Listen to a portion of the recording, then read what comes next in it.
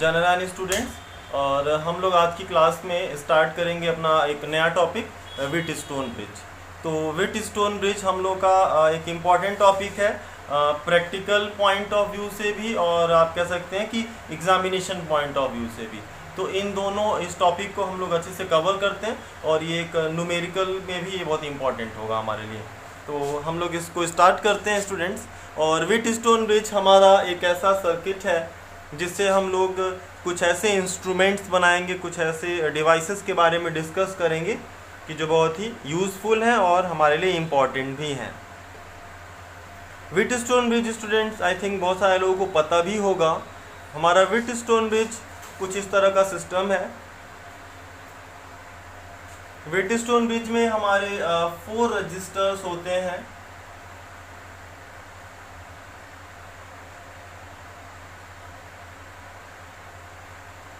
चार रजिस्टर्स होते हैं व्हीटस्टोन ब्रिज में। ये 4 रजिस्टर्स होते हैं, एक का नाम है P, दूसरे का Q, R एंड S। हमारे 4 रजिस्टर्स होंगे P, Q, R और S। तीनों एक रेक्टेंगल शेप में एक आर्म में कनेक्टेड होंगे चारों। और इन चारों का जो 2 अपोजिट कॉर्नर है, जो 2 अपोजिट एंड्स हैं, ये 2 अपोजिट एंड्स कनेक्ट होंगे सेल या बैटरी से।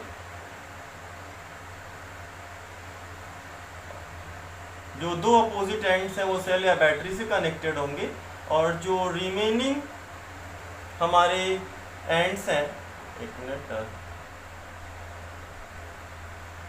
2 एंड्स होंगे सेल या बैटरी से कनेक्टेड होंगे, और जो रिमेनिंग 2 अपोजिट कॉर्नर्स हैं ये हमारे कनेक्टेड होंगे गैल्वेनोमीटर से। 2 अपोजिट कॉर्नर कनेक्टेड होंगे गैल्वेनोमीटर से। तो हमारा जो व्हीटस्टोन ब्रिज है, मैंने कहा स्टूडेंट्स, ये 4 रजिस्टर्स का एक सिस्टम है P, Q, R and S, जिसमें से जो P, Q हैं और जो R, S हैं, ये 4 रजिस्टर्स एक रेक्टेंगुलर आर्म के शेप में कनेक्ट होंगे। और मैंने कहा इनके 2 अपोजिट एंड्स वोल्टेज या किसी बैटरी से कनेक्टेड होंगे, और अदर जो 2 अपोजिट एंड्स हैं वो हमारे कनेक्टेड होंगे गैल्वेनोमीटर से। हमारा जो ये सिस्टम तैयार हुआ है स्टूडेंट्स, इसको हम लोग व्हीटस्टोन ब्रिज बोलेंगे, लेकिन उसके लिए एक कंडीशन होगी। इस सिस्टम को हम लोग व्हीटस्टोन ब्रिज बोलेंगे, बट उसके लिए एक कंडीशन होगी। कंडीशन क्या होगी कि जो P अपॉन Q होगा, जो P और Q का रेशियो होगा, that should be equal to the R upon S।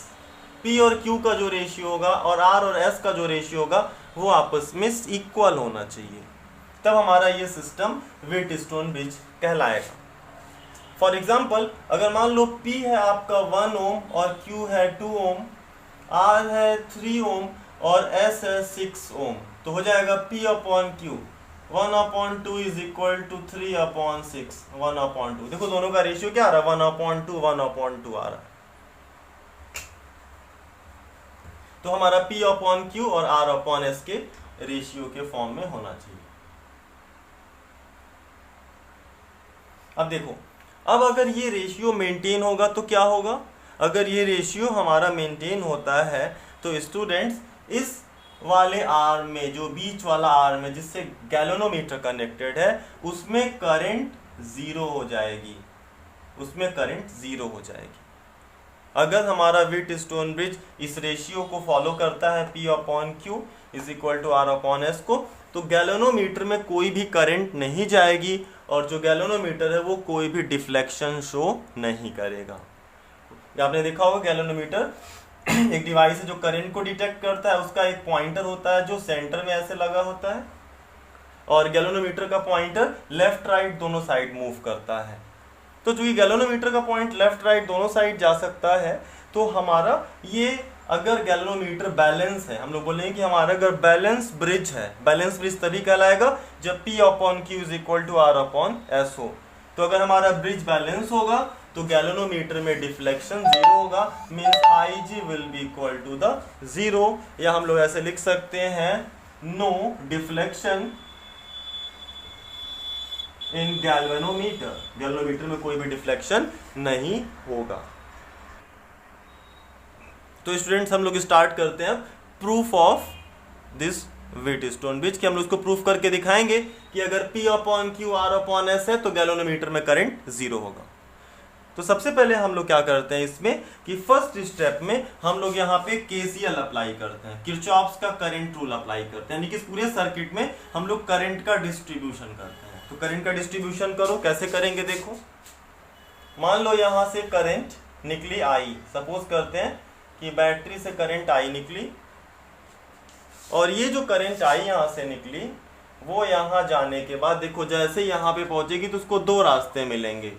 मान लो P में जो करंट गया वो गया I1, और R में जो करंट गया वो गया I माइनस I1। मैंने कहा कि जो P में करंट गया, I में से P में करंट गया I1 और R में करंट गया I माइनस I1, क्योंकि I चला जाएगा, I1 चला जाएगा तो I में से I1 माइनस कर दो, जो बचेगा वो R में जाएगा। अब आगे देखो, फिर I1 यहां पहुंचेगा तो उसको दो ब्रांचेस मिलेंगी। फिर से I1 को यहाँ पे दो ब्रांचेस मिलेंगी।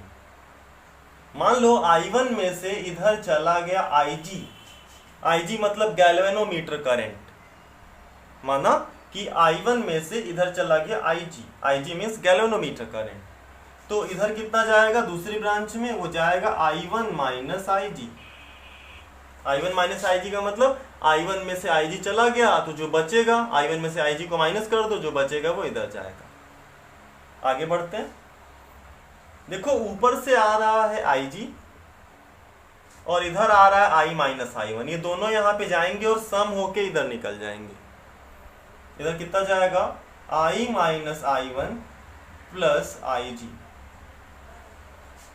I minus I1 plus IG, क्योंकि ये वाला और ये, क्योंकि केसीएल क्या कहता है कि sum of incoming current should be equal to the sum of outgoing current. तो जो इनकमिंग करंट होगा वो आउटगोइंग करंट के बराबर होगा, यानी कि दोनों को ऐड करके इधर भेज दिया। अब देखो ऊपर से आ रहा है I माइनस I1, नीचे से आ रहा है I minus I1 plus IG, ये दोनों यहाँ पे जाके फिर जुड़ जाएंगे, और जब जुड़ेंगे तो देखो क्या होगा, I1 से I1 कट जाएगा, क्योंकि यहाँ I1 माइनस में है और यहाँ I1 प्लस में है, वहाँ IG माइनस में है IG प्लस, तो I1 और IG कैंसिल हो जाएंगे, बचेगा क्या I बचेगा।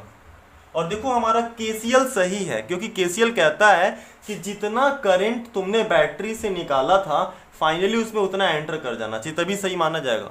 और देखो वो हमारा हो भी गया, हमारा देखो कैलकुलेशन जब हमने करते गए तो आखिरी में सारे कैंसिल होके बैटरी में वापस I करंट ही बचा, यानी कि हमारा KCL सही लग गया।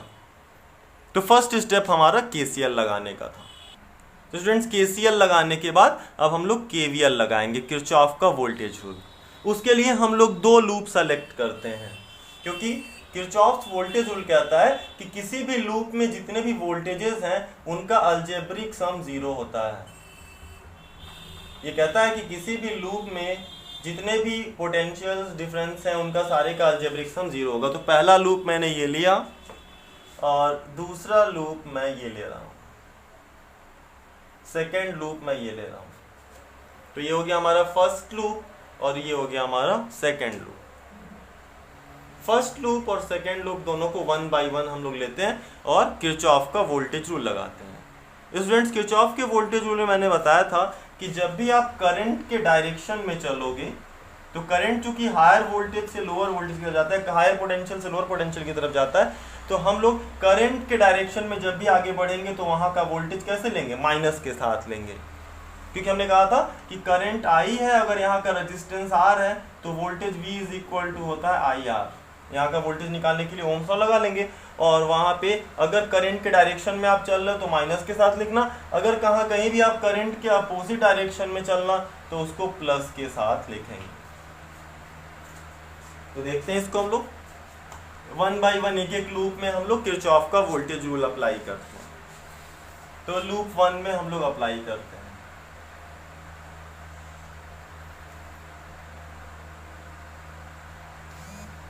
लूप 1, तो हम लोग लूप 1 में किरचॉफ का वोल्टेज रूल अप्लाई करेंगे। इस लूप 1 में देखते हैं, चलो मैं यहीं से P से स्टार्ट करता हूं। तो P का वोल्टेज हो जाएगा I1 इंटू P, P का वोल्टेज हो जाएगा I1 into P।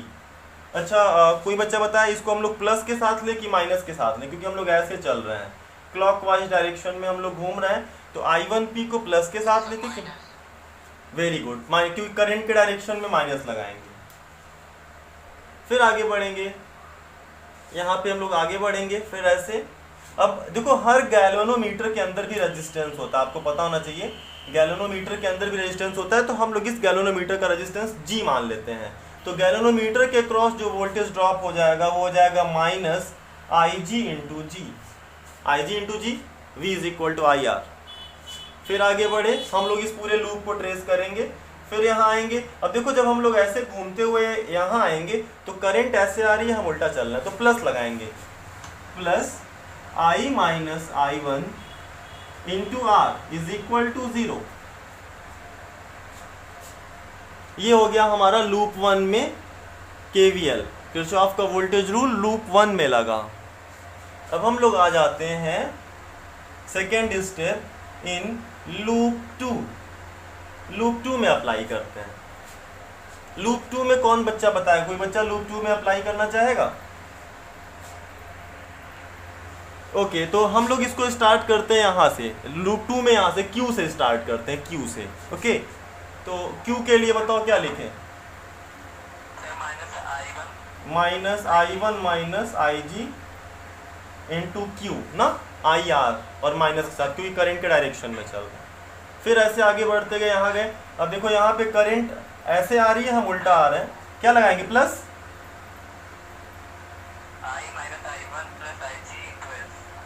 Plus IG into S. Very good, बहुत बढ़िया। फिर हम लोग ऐसे घूमते हुए यहाँ आएंगे, यहाँ भी करंट ऊपर आ रही है, हम उसके अपोजिट चल रहे हैं, प्लस लगाएंगे IG into G is equal to क्या कर दिया? 0। तो दोनों लूप्स में हम लोगों ने किरचॉफ का वोल्टेज रूल अप्लाई किया।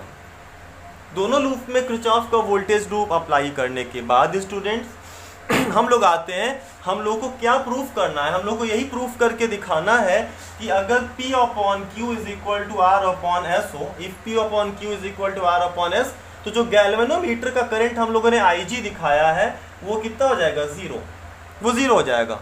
तो इसको प्रूफ करने के लिए हम लोग इसका उल्टा चलते हैं। हम लोग यहाँ पे चेक करने जा रहे हैं कि if IG is equal to 0, अगर IG 0 कर दें हम इन दोनों इक्वेशन में तो क्या होगा?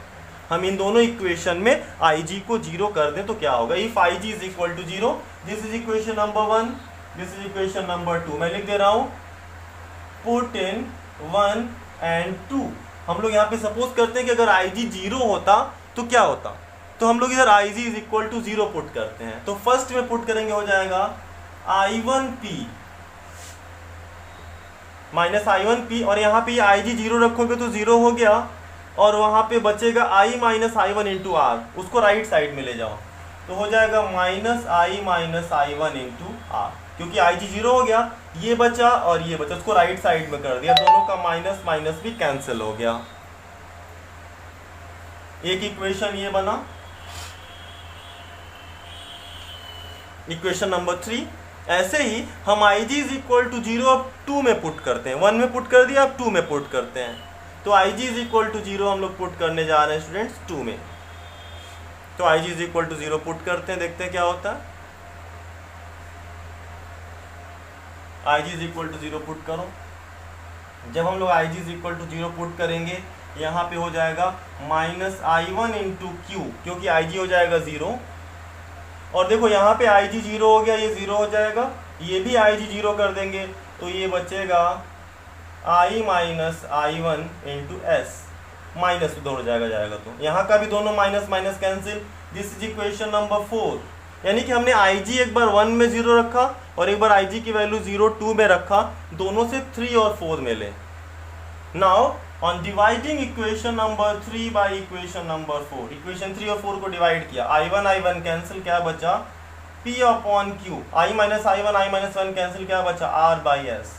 यानी कि हमने प्रूफ करके दिखाया कि अगर IG की वैल्यू हम 0 कर दें, अगर यहाँ पे हम लोग IG को 0 पुट कर दें, तो IG को 0 रखने पे P upon Q is equal to R upon S मिल रहा है। यानी कि इसका उल्टा भी पॉसिबल है, यानी कि अगर P upon Q is equal to R upon S हो तो IG क्या होगा? हमारा 0 होगा। This is the proof of Wheatstone bridge.